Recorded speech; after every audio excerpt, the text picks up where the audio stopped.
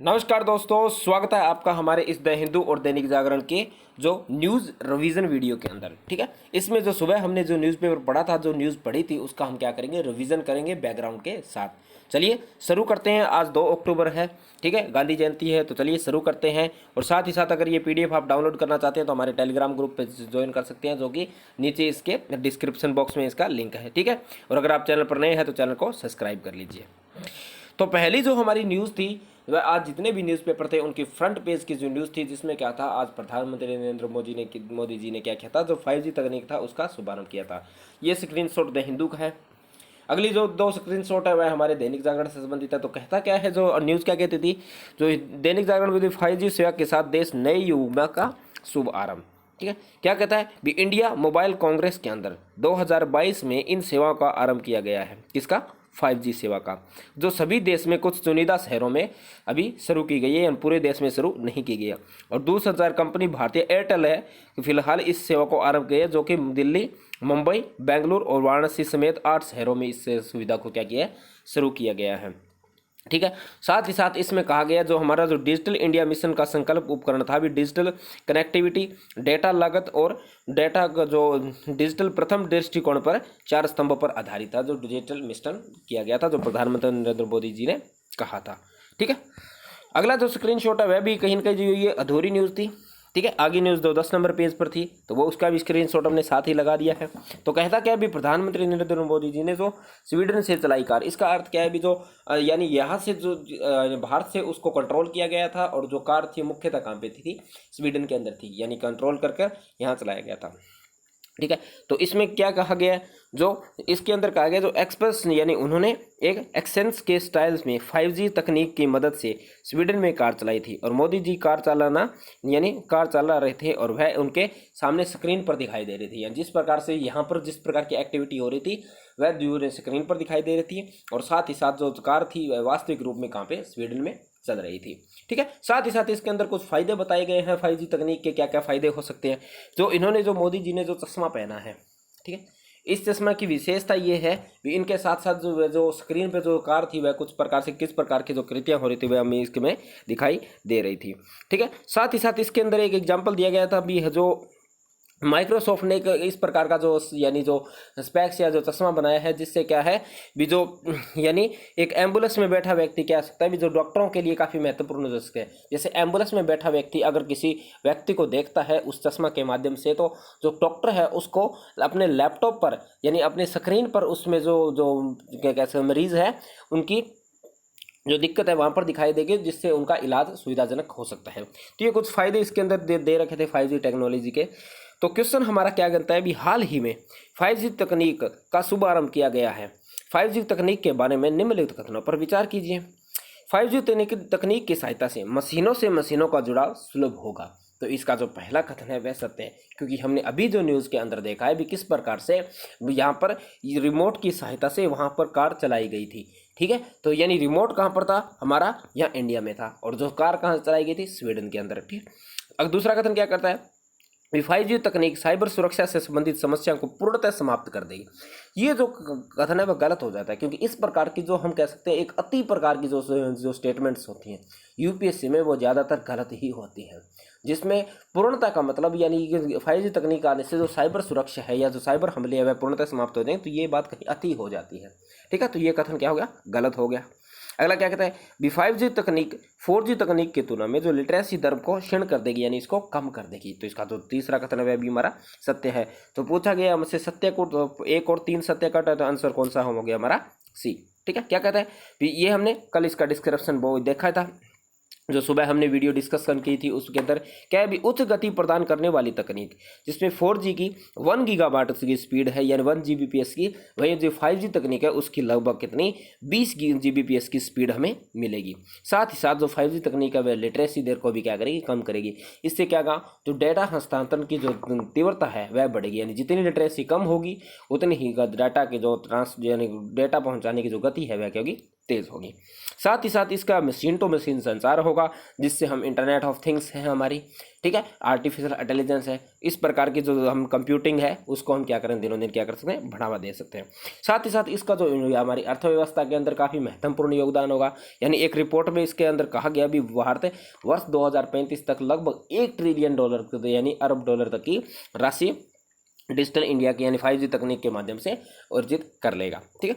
साथ ही साथ क्षमताओं पर ध्यान केंद्रित करना, यानी जो 5G नेटवर्क की सीमाओं के बजाय क्षमताओं पर ध्यान केंद्रित करती है, यानी यह मुख्यतः समस्याओं पर ध्यान केंद्रित नहीं करती, उनके सोल्यूशन पर ज़्यादा ध्यान केंद्रित करती है, ठीक है। और साथ ही साथ 5G तकनीक के माध्यम से जो ग्रामीण क्षेत्र है वहाँ पर भी जो ब्रेथ वेथ है उसको भी क्या मिलेगी, सहायता मिलेगी, ठीक है। तो ये एक हमारी न्यूज़ थी। अगली जो न्यूज़ थी वह हमारी स्वच्छ संरक्षण में छठी बार इंदौर बना, यानी इंदौर ने जो स्वच्छ संरक्षण हुआ था उसमें सबसे सर्वोच्च स्थान प्राप्त किया है, ठीक है। क्या क्या इंदौर को लगातार छठी बार देश का सबसे स्वच्छ शहर चुना गया है, ठीक है, जो कब स्वच्छ संरक्षण यानी 2022 के अंदर। इसमें जो पहला स्थान यानी इंदौर का है, दूसरा स्थान हमारा गुजरात के सूरत का है, ठीक है, और हाइड्रो बने का कायम है, और 9वें स्थान पर कौन से, मुंबई का पायदान है, ठीक है। और स्वच्छता में बेहतर प्रदर्शन के आधार पर कौन सा, हमारा मध्य प्रदेश सबसे पहले स्थान पर है, उसके बाद में गुजरात है और फिर महाराष्ट्र है, ठीक है। तो और साथ ही साथ जो एक न्यूज़ दी गई थी जिसके अंदर कहा गया था इस सर्वेक्षण का जो मुख्य विषय रखा गया था वह कह रहा था आज़ादी @75, ठीक है। यही न्यूज़ हमारी द हिंदू के अंदर थी, ठीक है। तो इसका स्क्रीनशॉट हमने साथ में लगा दिया। तो क्या कहता है अभी स्वच्छ सर्वेक्षण के बारे में निम्नलिखित कथनों पर विचार कीजिए। स्वच्छ सर्वेक्षण वर्ष 2016 में प्रतिवर्ष स्वास्थ्य एवं परिवार कल्याण मंत्रालय के द्वारा जारी किया जाता है। तो इसका जो पहला कथन है वह गलत हो जाता है, क्योंकि यह स्वास्थ्य एवं परिवार कल्याण मंत्रालय ने आवास एवं शहरी मंत्रालय द्वारा जारी किया जाता है, ठीक है। अगला पूछा गया है स्वच्छ सर्वेक्षण 2022 में प्रदर्शन आधारित सुधार मध्य प्रदेश सर्वोच्च स्थान पर रहा है। तो ये हमने अभी देखा है। तो दूसरा कथन हमारा क्या है, सत्य है। तो सही कथन पूछा गया है, तो सही का आंसर कौन सा है, केवल और केवल बी, ठीक है। क्या कहता है स्वच्छ सर्वेक्षण को वर्ष 2016 में शहरी स्वच्छता की अनुसार की स्थिति में सुधारने के लिए शहरों और बड़े पैमाने पर नागरिक भागीदारी को प्रोत्साहन करने के लिए आवास और शहरी मामलों के मंत्रालय द्वारा स्वच्छ भारत मिशन शहरी 2.0 के तहत लॉन्च किया गया था, ठीक है। स्वच्छ सर्वेक्षण को अवशिष्ट प्रबंधन के चहुमुखी दिशा में उपलब्धि प्राप्त करने के लिए तैयार किया गया था, यानी चारों दिशा में हमें विकास करना है। साथ ही साथ सर्वेक्षण का जो लक्ष्य रखा गया था वह 3Rs रखा गया था, यानी इसका मतलब था रिड्यूस करना, रिसाइकल करना और रीयूज करना। यानी जो किस प्रकार का जो हमारा कचरा है या जो अवशिष्ट है उसका हमें क्या करना है, सबसे पहले रिड्यूस करना है, उसको कम करना है। साथ ही साथ उसको रिसाइकल करना है, यानी उसको हमें पुनः उपयोग के हेतु बनाना है, और साथ ही साथ उसका हमें क्या करना है, पुनः उपयोग भी करना है, ठीक है। सिद्धांत को प्राथमिकता दी गई थी, यही दे रखा है भी कचरे को कम करना है, उसका पुनः चक्रण करना और पुनः उपयोग करना है। प्लास्टिक को चरणबद्ध तरीके से कम करना और प्लास्टिक कचरे के प्रसंस्करण और वेस्ट टू वंडर पार्कों को प्रोत्साहन करने और शून्य अवशिष्ट घटनाओं पर जोर देने हेतु अतिरिक्त भारण के साथ संकेत पेश किए गए हैं, ठीक है। साथ ही साथ शहरों में खुले स्थान पर जो मूत्र जिसको हम पीले धब्बे और खुले स्थान पर जो थूकना उसको लाल धब्बे से संबंधित मानकों से भी शहरों का मूल्यांकन किया गया है। यानी किस प्रकार से यानी जो दीवारों पे जिस प्रकार के जो हम कह सकते हैं एक प्रकार से उनका कलर देख के उनका भी सर्वेक्षण के अंदर इसको ऐड किया गया है, ठीक है। अगली जो न्यूज़ थी हमारी दैनिक जागरण से संबंधित थी, ठीक है। ये न्यूज़ हमारी द हिंदू के अंदर नहीं थी। इसके अंदर था क्या भी हाल ही में जो संयुक्त राष्ट्र ने क्या किया है, जो हमारे महात्मा गांधी जी हैं उनका एक हेलोग्राम जारी किया है। हेलोग्राम किस लिए, क्योंकि जो बच्चे हैं उनको सत्य और अहिंसा के बारे में यानी जागरूक करने के लिए हेलोग्राम टाइप का एक बनाया है, ठीक है। और इस हेलोग्राम के मूर्ति के साथ साथ कहीं का मौखिक रूप में भी उन चीज़ों को बताया गया ताकि लोगों को सत्य और अहिंसा के प्रति यानी जागरूक किया जा सके, ठीक। तो साथ ही साथ जो हेलोग्राम क्या होता है भी, हेलोग्राम एक 3D लेजर इमेज होती है जिसमें जो स्वयं पृष्ठभूमि के लेजर किरणों के जरिए जैसी ही चाहे वैसी तस्वीर बनाई जा सकती है, ठीक है। जो अंतर्राष्ट्रीय अहिंसा दिवस ये कब बनाया गया, जो 2 अक्टूबर को यानी गांधी जी की जयंती पर मनाया जाता है। में उद्देश्य से शिक्षा एवं जन जागरूकता के जरिए अहिंसा का संदेश फैलाने के लिए ये हेलोग्राम बनाया गया था, ठीक है। साथ ही साथ इसके अंदर कहा गया जो संयुक्त राष्ट्र के महासचिव है जिसका नाम है एनियो गुटेरस ने अपने संदेश में कहा है गांधी जी का जीवन और आदर्शों एक अधिक शांतिपूर्ण और सहिष्णु दुनिया के लिए एक जो कलाकृत मार्ग प्रकट करता है। संयुक्त राष्ट्र प्रमुख के रूप में वह अंतर्राष्ट्रीय समुदाय का एक मानव परिवार के रूप में एकजुटता के साथ गांधी के बताए गए मार्ग पर चलने का आह्वान करते हैं। ठीक है, तो हमारा क्वेश्चन क्या बनता है, भी हाल ही में चर्चा में रहे हेलोग्राम के बारे में निम्नलिखित कथनों पर विचार कीजिए। अभी हमने देखा है हेलोग्राम के बारे में, तो देखते हैं क्या है। भी हेलोग्राम त्रिआयामी तकनीकी पर आधारित केवल मानव प्रतिमाओं के उपयोग को किया जाता है। तो ये हमने अभी देखा है, क्योंकि जो हेलोग्राम है वे केवल मानव प्रतिमाओं को नहीं, ये किसी भी प्रकार की चीज़ के लिए हेलोग्राम का उपयोग हमें कर सकते हैं, किसी भी तस्वीर को 3D में बनाने के लिए। ठीक है, अगला कहता है हेलोग्राम से निर्मित प्रतिमा में प्लास्टर का प्रयोग किया जाता है। तो ये बिल्कुल गलत बात है, क्योंकि अभी हमने देखा हेलोग्राम से हम किरणों के माध्यम से तस्वीर का निर्माण करते हैं। ठीक है, न कि प्लास्टर के माध्यम से। पूछा गया सत्य कथन, तो दोनों ही कथन गलत हैं, तो आंसर हो गया हमारा इसका डी। ठीक है, जो हेलोग्राफी है या जो हेलोग्राम, हेलोग्राफी एक प्रक्रिया है जिसमें हम लेजर बीम का उपयोग करके हेलोग्राम नामक त्रिआयामी चित्र बनाया जाता है। इसे लेजर बीम में प्रकाश का विकर्ण और तीव्रता और जो प्रतिपदीप्ति जैसे गुण भी शामिल किए जाते हैं। ठीक है, यानी किस प्रकार के जो किरणें हैं, किरणों को मिलाकर एक तस्वीर का निर्माण किया जाता है। साथ ही साथ तो इसका निर्माण कहीं न कहीं जो वायरस को टारगेट करने के लिए भी इसका निर्माण किया जाता है। यानी इस जो वायरस होते हैं उनको अच्छे से समझने के लिए उनका हेलोग्राम बनाया जाता है और फिर उनको समझने में सहायता मिलती है। ठीक है, अगली जो न्यूज़ है हमारी वह अभी हमारी दैनिक जागरण से संबंधित है, जिसके अंदर क्या अभी स्वच्छ गंगा मिशन के तहत लगभग 1145 करोड़ रुपए की यानी 14 जो परियोजना है उनको क्या दी गई, मंजूरी दी गई है। कल ही हमने एक आर्टिकल डिस्कस किया था जिसमें हमने देखा था भी कितना ही योजनाओं के बावजूद भी सुप्रीम कोर्ट ने ये कहा है भी जितने परिणाम हमें मिलने चाहिए उतने परिणाम अभी तक हमें नहीं मिले हैं। ठीक है, तो इसी में एक नई परियोजना भी हमें यानी नई 14 परियोजना के लिए भी लगभग 1400 के आसपास करोड़ रुपए जारी किए गए हैं। क्या कहता है अभी निम्नलिखित कथनों पर विचार कीजिए। गंगा घाटी क्षेत्र में भारत की लगभग 40% अधिक संख्या विद्यमान है। तो इसका पहला कथन हमारा सत्य है। ठीक है, दूसरा कथन क्या कहता है, गंगा नदी भारत के 5 राज्यों से होकर बहती है। तो इसका दूसरा कथन भी हमारा सत्य है। ठीक है, तो पूछा गया सही कथन, तो दोनों ही कथन क्या है हमारे सत्य है। क्या कहता है राष्ट्रीय स्वच्छ गंगा मिशन गंगा नदी के क्रियाकलाप सर्वेक्षण और प्रबंधन के लिए राष्ट्रीय परिषद द्वारा क्रियान्वित किया गया है। मिशन में मौजूदा जो सर्विस टर्मिनल प्लांट को पूर्व अवस्था में ही लाना है, यानी जिस प्रकार की गंगा नदी की स्वच्छता थी उसको उस प्रकार बना के रखना है और बढ़ावा देना और सीवेज के प्रभाव की जांच के लिए एक रिवर फ्रंट के निकास बिंदु पर भी प्रदूषण को रोकने हेतु तत्काल आपातकालीन कदम उठाना भी शामिल है। प्राकृतिक मौसम परिवर्तन में बदलाव के बिना जल प्रवाह की निरंतरता बनाए रखना और स्थायी प्रवाह और भूजल को बढ़ावा देने और उससे बनाए रखना भी इसके अंदर शामिल है। कि हमारे जो भूजल है उसको भी वैसे व्यवस्थित रूप से बनाए रखना है। साथ ही साथ जो हमारी जो वनस्पतियाँ हैं उनके पुनर्जीवन है उनका भी हमें क्या करना है, संरक्षण करना है।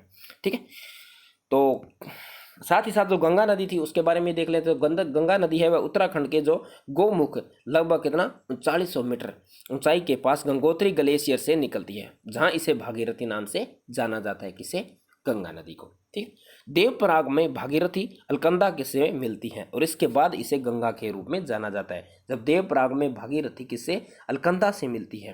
ठीक है, तो उसके बाद अलकनंदा उनसे मिलती है, तो उसके बाद यह गंगा नदी बनती है। ठीक, और गंगा उत्तरी मैदान में हरिद्वार में क्या करती है, प्रवेश करती है। ठीक, गंगा उत्तराखंड, उत्तर प्रदेश, बिहार, पश्चिम बंगाल से होकर बहती है।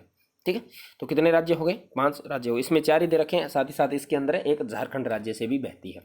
ठीक है, साथ है यमुना और जो सोन इसकी दाहिने किनारों पर प्रमुख सहायक नदियां हैं और बाएं किनारे पर महत्वपूर्ण सहायक नदियां कौन सी है, इसकी रामगंगा है, गोमती है, घाघरा है, गंडक है और कोसी और महानंदा इसकी महत्वपूर्ण सहायक नदियां हैं। ठीक है, अगली जो न्यूज़ थी वह भी कहीं काफ़ी महत्वपूर्ण न्यूज़ हो सकती है। अगर आप मेंस का आंसर लिखते हैं तो इस प्रकार का अगर कोड एक एग्जाम्पल दे देते हैं तो कहीं ना कहीं आपके जो आंसर होगा वह और से क्या होगा, बेहतर होगा। इस ये न्यूज़ क्या है भी, जो राजस्थान है एक देश का पहला राज्य बन गया है जिसने एक सत्य यानी एक प्रकार का जो सत्य, शांति और अहिंसा विभाग बनाया है।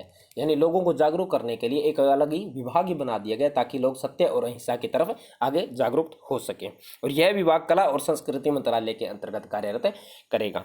ठीक है, साथ ही साथ जो क्या करेगा, जो राष्ट्रपिता महात्मा गांधी जी है उनके जो विचार हैं उसके संदेश है वह लोगों तक जाकर क्या करेगा, पहुँचाएगा और लोगों को क्या करेगा, जागरूक करेगा। ठीक है, तो ये एक न्यूज़ थी।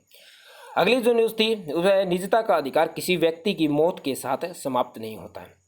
इसमें सुप्रीम कोर्ट ने कहा है भी जिस प्रकार से हम देखते हैं भी क्या करते हैं भी लोगों की मृत्यु के बाद लोग क्या करते हैं उनकी तस्वीरें वायरल करते हैं या लोगों पोस्ट करते हैं।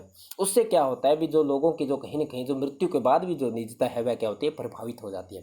तो यानी जो हमारे जो कि कहीं ना कहीं जो कलकत्ता हाई कोर्ट है तो उन्होंने कहा क्या कहा है भी जो इंसान अगर जो मृत्यु हो जाती है इंसान की तो उसके बाद भी उसके निजता के अधिकार का हनन नहीं होता, यानी उसकी निजता उसकी मृत्यु के बाद भी बनी रहती है।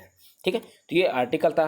तो क्वेश्चन क्या है हमारा, निजता का अधिकार भारतीय संविधान के किस अनुच्छेद से उल्लेखित है? तो ये किससे अनुच्छेद है? ये हमारा भारतीय अनुच्छेद 21 है। और ये यूपीएससी में काफ़ी बार क्वेश्चन पूछा गया है। निजता का अधिकार से कम 5 से 6 बार अब तक क्वेश्चन पूछा जा सकता जाएगा और आगे भी पूछा जा सकता है। ठीक है, तो क्या कहता है अनुच्छेद 21 में घोषणा की गई है भी किसी भी व्यक्ति को उसके प्राण या दैहिक स्वतंत्रता से विधि द्वारा स्थापित प्रक्रिया से ही वंचित किया जा सकता है, अन्यथा नहीं किया जा सकता। ठीक है, यानी अगर आपको उनसे यानी उनके अधिकार छीनना है तो वह केवल कानून के तहत ही छीने जा सकते हैं, उस विधि के अलावा किसी भी परिप्रेक्ष्य में उनसे कानून से नहीं छीने जा सकते हैं। उच्चतम न्यायालय ने जो मेनका गांधी मामले के अंदर फैसले के अंदर दोबारा स्थापित किए थे उसके अंदर यानी जो कुछ अधिकार बताए थे कौन कौन से, जैसे मानवीय प्रतिष्ठा के साथ जीने का अधिकार, स्वच्छ पर्यावरण व प्रदूषित रहित जलवायु जीने का अधिकार और हानिकारक उद्योगों के विरुद्ध भी सुरक्षा, साथ ही साथ जीवन की रक्षा का अधिकार, निजता का अधिकार, आश्रय का अधिकार, ठीक है जी, आश्रय का अधिकार, स्वास्थ्य का अधिकार, 14 वर्ष की उम्र तक निःशुल्क शिक्षा का अधिकार, निःशुल्क कानूनी सहायता का अधिकार, अकेले कारावास में बंद रहने के विरुद्ध अधिकार, त्वरित सुनवाई का अधिकार, हथकड़ी लगाने के विरुद्ध अधिकार और अमानवीय व्यवहार के विरुद्ध अधिकार। ठीक है, तो ये कुछ अधिकार है जो हमारे मूल अधिकार हैं। ठीक है, अगली जो न्यूज़ थी वह क्या थी, अमेरिका और ब्रिटेन को घेरे में लेते चीन की चाल। इसमें क्या था भी जो चीन यानी जो अमेरिका और ब्रिटेन एक प्रस्ताव लेके आ रहे थे जिस पर क्या था चीन वीटो लगाने वाला था। ठीक है, तो उस पर इन्होंने घेरे में लेकर इस बात को जो प्रस्ताव है उसने चीन को क्या किया, घेरे में किया है। इसके अंदर बताया गया भी शुक्रवार को अंतर्राष्ट्रीय परमाणु एजेंसी से भारत ने चीन की मंशा पर पानी फेर दिया है। ऑस्ट्रेलिया को परमाणु पनडुब्बी देने की जो आशा में चीन की बढ़ती आक्रामकता के रवैये के खिलाफ ब्रिटेन, अमेरिका और ऑस्ट्रेलिया का विपक्ष जो द्विपक्षीय संगठन में के निर्णय के विरोध में चीन आईएनएस के प्रस्ताव को पारित करने की कोशिश कर रहा था और भारत को कूटनीतिक सक्रियता की वजह से चीन के ये इस प्रस्ताव क्या कर लिया, वापस ले लिया है। ठीक है, तो ये इतना इंपॉर्टेंट नहीं था। एक तो हमारे लिए ये हो जाता है अंतर्राष्ट्रीय परमाणु जो एजेंसी है वह क्या चीज़ है, साथ ही साथ जो हमारी जो भारत की जो कूटनीतिक जीत भी हम इस प्रकार को हम कह सकते हैं। कहीं कम जो हम चीन पर क्या करें आर्थ यानी एक प्रकार दबाव बनाकर उसको अपना प्रस्ताव वापस लेने के लिए कहीं न कहीं क्या किया हमने यानी क्या गया भी मना लिया है। साथ ही साथ इसके अंदर कहा गया जो यूक्रेन के और रशिया और यूक्रेन के खिलाफ जो एक मतदान हुआ था उसमें भी भारत ने अनुपस्थित रह करके कहीं ना कहीं इस बात को जाहिर कर दिया कि भारत अभी भी रूस के मामले में क्या है, तटस्थ है। ठीक है, साथ ही साथ भारत के साथ भी इसमें जो चीन था, ब्राजील समेत 4 अन्य देश भी क्या रहे थे, अनुपस्थित रहे थे। ठीक है, ये एक न्यूज़ थी। यही न्यूज़ द हिंदू के अंदर भी आई थी। ठीक है, तो क्वेश्चन क्या कहता है भी अंतर्राष्ट्रीय परमाणु ऊर्जा एजेंसी के बारे में निम्नलिखित कथनों पर विचार कीजिए। अंतर्राष्ट्रीय परमाणु ऊर्जा एजेंसी द्वारा जल उपलब्ध संवर्धन परियोजना का शुभारंभ किया गया है। तो इसका जो पहला कथन है वह बिल्कुल सत्य है। ठीक है, तो हाल ही में जो अंतर्राष्ट्रीय परमाणु ऊर्जा एजेंसी थे उन्होंने जल संवर्धन परियोजना का क्या किया था, शुभारंभ किया था। ठीक है, साथ ही साथ अंतर्राष्ट्रीय परमाणु एजेंसी की स्थापना 1957 के अंदर परमाणु ऊर्जा का शांतिपूर्ण उपयोग हेतु की गई थी। तो इसका जो दूसरा कथन है वह भी क्या हमारा सत्य है। ठीक है, पूछा गया सत्य कोट, तो सत्य कौन से है, दोनों ही कथन सत्य, तो आंसर हो गया हमारा सी। क्या कहता है, अंतर्राष्ट्रीय परमाणु ऊर्जा एजेंसी संयुक्त राष्ट्र के अंदर व्यापक रूप से दुनिया में शांति और विकास हेतु संगठन के रूप में जाना जाता है। ठीक है, अंतर्राष्ट्रीय परमाणु ऊर्जा एजेंसी परमाणु क्षेत्र में सहयोग के लिए एक अंतर्राष्ट्रीय केंद्र है। इसकी स्थापना हम देखते हैं तो स्थापना 1957 में परमाणु प्रौद्योगिकी के विविध उपयोग से उत्पन्न आकांक्षाओं की खोज और प्रक्रियाओं में नई की गई थी। यानी कहीं न कहीं इसकी जो नई खोजों के लिए इसकी स्थापना की गई थी और इसका जो मुख्यालय कहाँ पर, वियना ऑस्ट्रेलिया के अंदर है। यह एजेंसी अपने सदस्य राष्ट्रों के कई भागीदारों के साथ परमाणु प्रौद्योगिकी को सुरक्षित, निश्चित और शांतिपूर्ण उपयोग को बढ़ावा देने के लिए काम करती है। साथ ही साथ वर्ष 2005 में एक सुरक्षित और शांतिपूर्ण दुनिया के निर्माण के लिए इसके योगदान के लिए इसको क्या दिया गया है, नोबेल पुरस्कार से भी सम्मानित किया गया है। ठीक है, तो ये हमारी एक न्यूज़ थी। अगली जो न्यूज़ थी वह मंदिरों में सरकारी कर्मियों की नियुक्ति में तमिलनाडु सरकार को नोटिस भेजा सुप्रीम कोर्ट ने। ठीक है, तो जिस प्रकार से हम देखते हैं भी सर धर्मनिरपेक्षता की बात करते हैं, जो राज्य धर्म के मामले में क्या रहेगा, तटस्थ रहेगा।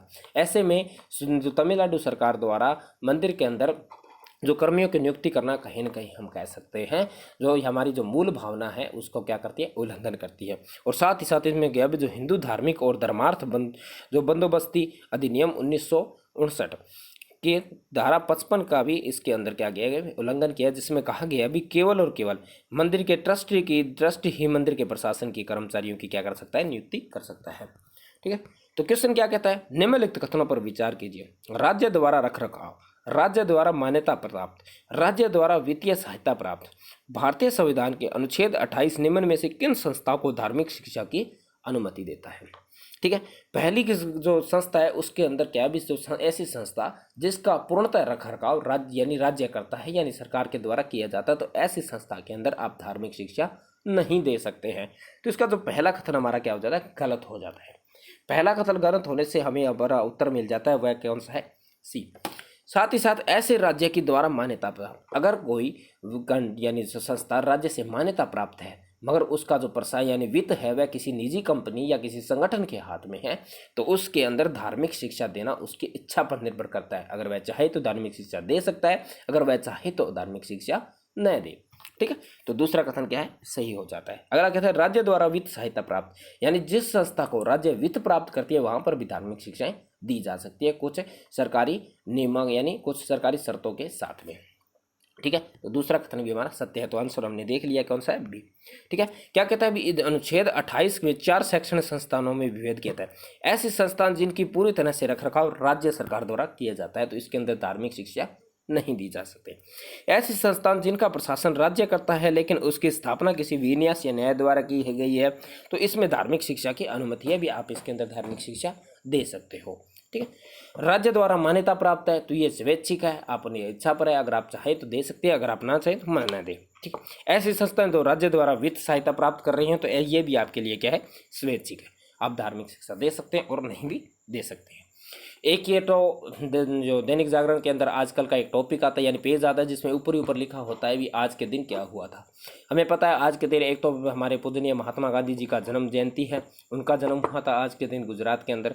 साथ ही साथ इनके साथ जो प्रसिद्ध जो स्वतंत्रता सेनानी थी जिनका नाम था लीला नाग, ठीक है, उनका जन्म भी 1900 में आज ही असम के गोलपारा में हुआ था, और जो कॉलेज के दिनों में छात्र संघ से जुड़कर क्रांतिकारी कृतियों में शामिल थी या गतिविधियों में शामिल थी। और 1923 में ढाका के विरोध संगठन में जो दीपावली संघ का भी उन्होंने की स्थापना की थी, और महिला को क्रांतिकारी आंदोलन के लिए प्रशिक्षित भी किया था। और 1931 में पूरी तरह से महिलाओं द्वारा प्रतिबंधित राष्ट्रवादी जय पत्रिका भी उन्होंने निकाली थी, जय श्री पत्रिका।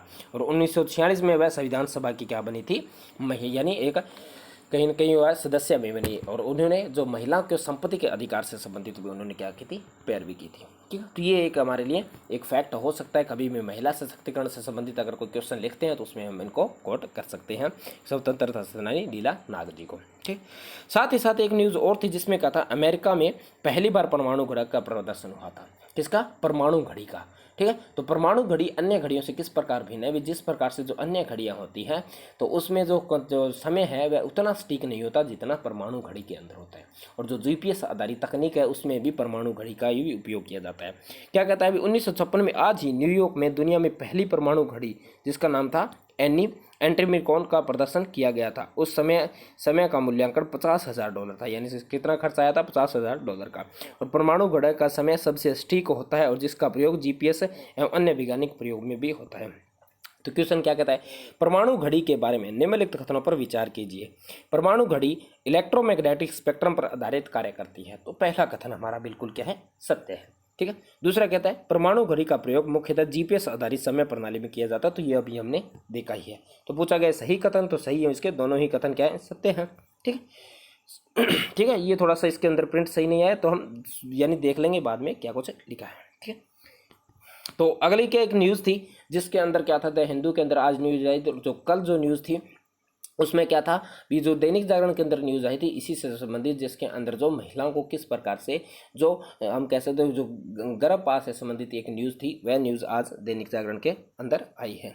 ठीक है, तो कहता क्या है, जो मेडिकल टर्मिनेट ऑफ प्रेगनेंसी अधिनियम 2021 के तहत गर्भ निरोधक विधि और उपकरण की विफलता के मामले में एक विवाहित महिला द्वारा 20 सप्ताह तक गर्भ को समाप्त किया जा सकता है, और यह विधेयक अविवाहित महिला को भी गर्भपात विधि और डिवाइस विफलता के कारण गर्भधारण की समाप्ति की अनुमति देता है। ठीक है, साथ ही सर गर्भधारण के 20 सप्ताह तक गर्भ की समाप्ति के लिए पंजीकृत चिकित्सा की राय देना आवश्यक है, जिसमें एक पंजीकृत और 20 से 24 सप्ताह के मध्य में 2 चिकित्सक या 2 डॉक्टरों की आवश्यकता है। ठीक है, साथ ही साथ इसके अंदर जो हमारे सस्टेनेबल डेवलपमेंट के अंदर जो हमने गोल रखे हैं, यानी जो सतत विकास के जो लक्ष्य रखे हैं, उनमें प्राप्ति करने भी हमें क्या कर सकता है, ये सहायता कर सकता है। ठीक है, तो ये एक न्यूज़ थी। तो आज की वीडियो में इतना ही। अगर आपके लिए वीडियो हेल्पफुल होती है तो प्लीज़ चैनल को सब्सक्राइब कर लीजिए, साथ ही साथ वीडियो को शेयर भी कर दीजिए। ठीक है, तो मिलते हैं नेक्स्ट वीडियो में।